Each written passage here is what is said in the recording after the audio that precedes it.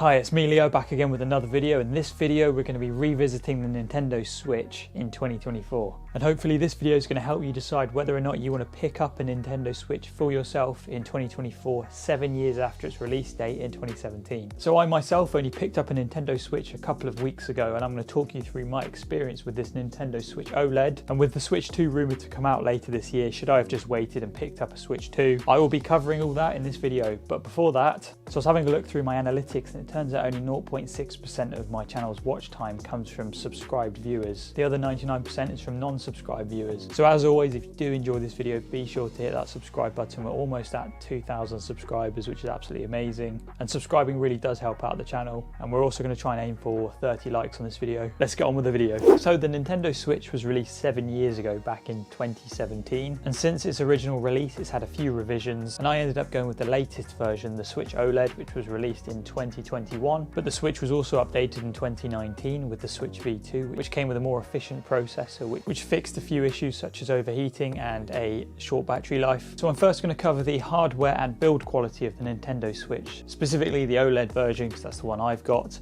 And I'm going to give my thoughts and opinions on all of that. So in terms of hardware, the Nintendo Switch does appear to be quite underpowered for 2024. And even back in 2017, it wasn't a particularly powerful console. So just a quick performance comparison between the Nintendo Switch and the Xbox Series X. So these are both two current generation consoles. And if we compare the teraflops from the Switch and the Xbox Series X, there is a massive difference. So the Nintendo Switch in docked mode, and you've got to bear in mind that the Nintendo Switch is more powerful in docked mode, produces 0.5 teraflops, whereas the Xbox Series X produces 12 teraflops. So this Xbox Series X is technically 24 times more powerful than this Nintendo Switch. But that doesn't mean it's 24 times more fun. So this Nintendo Switch has an NVIDIA chip from 2017 and 4 GB of RAM, along with a 720p OLED screen at 7 inches. The original Switch came with 32 GB of inbuilt storage, and you could upgrade that with a micro SD card. This Switch OLED comes with 64 GB inbuilt, which is quite nice. And one of the main selling points of the Nintendo Switch is the fact that you can play it handheld and you can also plug it into a TV. So as you probably already know, it has detachable Joy-Cons, and you're able to dock the main console to the TV if you want to play games on the television. So when you play this console handheld, it underclocks the processor, and that means that in handheld mode, most games will run at 720p.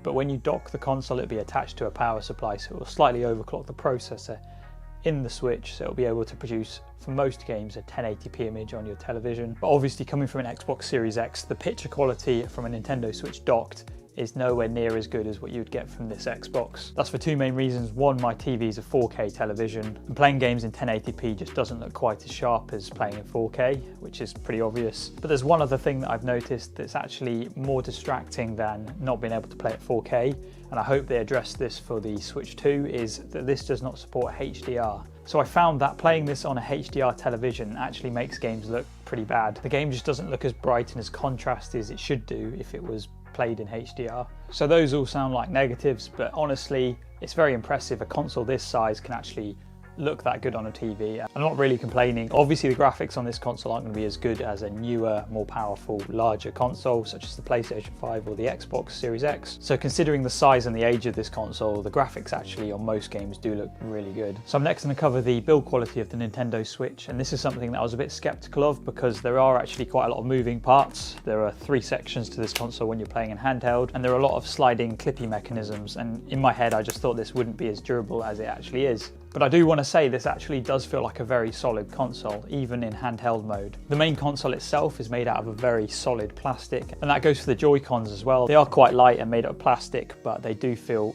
quite sturdy. And over the 3 weeks of owning this console, I haven't noticed any joystick drift, which is good. But one thing I do want to say, I have looked on forums, and this seems to be the problem for a few people, but the left-hand Joy-Con for me is slightly looser than the right one. Oh my God. It's not a massive issue, because when you hold this console, you end up putting a lot of the weight of the console on the back bit. And I have looked on the internet for some fixes, and what some people have said is put a bit of insulating tape at the top of here, and that should fix it. That's fixed it a little bit, but it still is a little bit wiggly. It's not a major issue, but just to say, if you want the most sturdy handheld experience, the Nintendo Switch Lite actually felt more sturdy in my hand than this. but overall I have actually been impressed with the build quality of this console.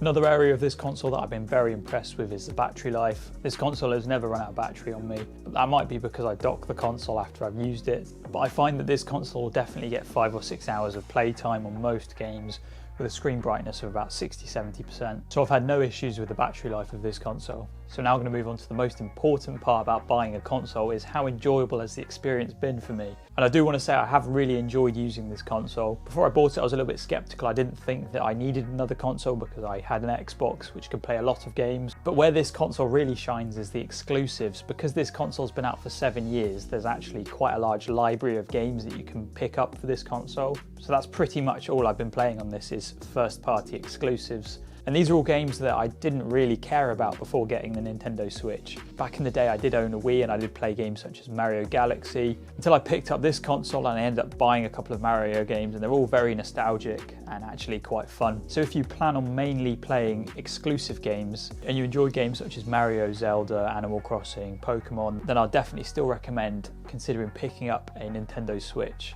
So a lot of these first party games such as Mario Wonder, which is another game that I picked up, they look really good on this OLED screen. They're all very colourful and they run at 60 frames per second. You can tell that these first party games have been designed to run on this lower end hardware. None of these games are particularly graphically intensive and they all run great on this console and they're a lot of fun. One of the games that I finally ended up playing was Mario Odyssey, which is actually a really fun 3D Mario game, and that game runs really well on this console. It runs 60 frames per second on both portable and docked mode, and it's perfect for this console. But the games that aren't so good on this console are those AAA games that have also been released on the Xbox and the PlayStation. Some examples of that is Dark Souls Remastered and Hogwarts Legacy. These are both games that I can play on my Xbox, and frankly the experience would be a lot better on the Xbox. And they're both games that if you play them on the Switch, they either run at terrible frame rates. The graphic settings on the Switch version will be an ultra low, and most likely the game will look like a pixelated mess. I know there are some games such as The Witcher 3 that's been ported to the Switch, and I sort of get that because you can play that in handheld mode and it does run for the most part okay. But if you do want the proper Witcher 3 experience, then definitely just play it on the Xbox or the PlayStation. So yeah, I definitely recommend the Switch if you plan on playing primarily first-party games, because a lot of the first-party games look and play really, really well on this console. And the portability of this console means that you can play it in bed, outside, in the car. Just a lot more ways to play this console than the Xbox or the PlayStation. Also really like the idea of the Joy-Cons because you're easily able to play two-player by just sliding off one of the Joy-Cons and handing it to someone else. So the question is, should you pick up a Nintendo Switch in 2024?